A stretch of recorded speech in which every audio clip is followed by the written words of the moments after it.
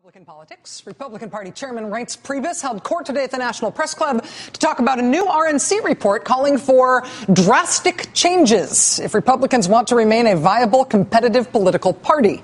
Among the many things that need to be changed, according to the new report, is the party's relationship with people of the lady persuasion. Quote, the RNC must improve its efforts to include female voters and promote women to leadership ranks within the committee.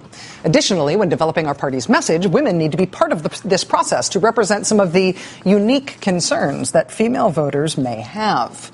The Republicans say they want to do training programs for messaging, communications, and recruiting that address the best ways to communicate with women. They say they want to book more women on TV on behalf of the party. They want a more aggressive response to Democrat rhetoric regarding a so-called war on women. They want to use Women's History Month as an opportunity to remind voters of the Republican Party's historical role in advancing the women's rights movement. Emphasis on historical role. Undiscussed in the 100-page report is whether it might help Republicans today to appeal to women more if they stopped aggressively promoting and enacting policies to roll back women's rights by decades at a time in this century. That is one unexamined problem area with the ladies that the Republican Party is apparently not trying to change. In Congress, this current session, this new one this year, it opened up in the House with two dueling Republican bills to defund Planned Parenthood. In the Senate, Republican savior Marco Rubio started off the year by sponsoring a brand new federal abortion restriction.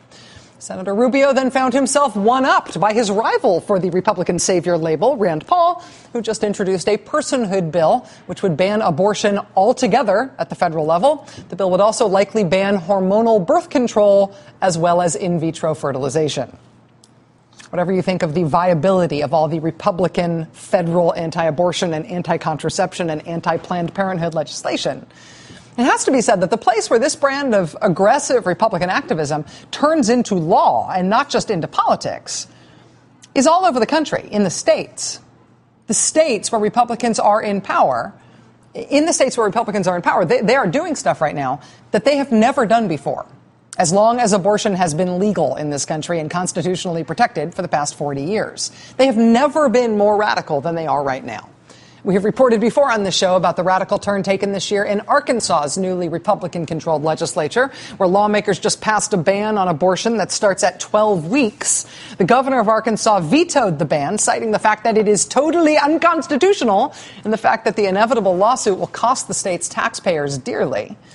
But the Arkansas legislature went ahead and overrode the veto because the Republicans in Arkansas simply do not care that their new law is illegal under the Constitution, or that they are definitely 100% absolutely going to get sued over it, and they very clearly will lose that lawsuit, and they will therefore waste a bunch of money in the process.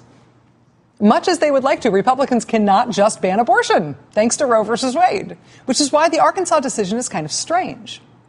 But now we know that the Arkansas decision is not an outlier. Arkansas does not stand alone, because now Republicans in North Dakota have passed an even more extreme and obviously unconstitutional ban on abortion. Theirs doesn't start at 12 weeks. Theirs starts at 6 weeks, which is before many women even know they're pregnant in the first place.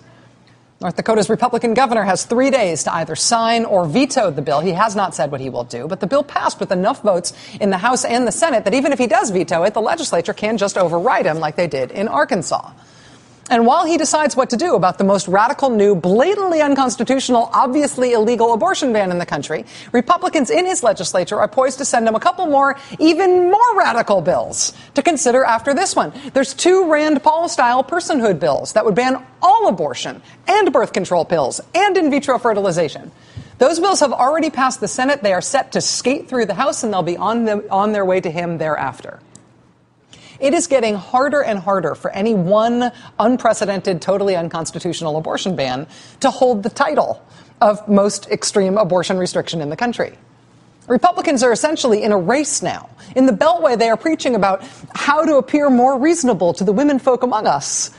While where they are governing, it is now a competition. It's a race to see who can get the most extreme the fastest.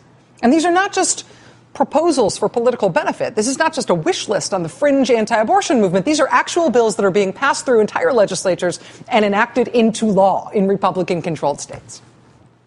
This is what Republican governance looks like right now. It is more radical on abortion and contraception than anything else in 40 years. Happy Women's History Month from the Republican National Committee.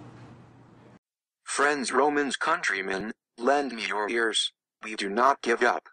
Expect surprises. Subscribe.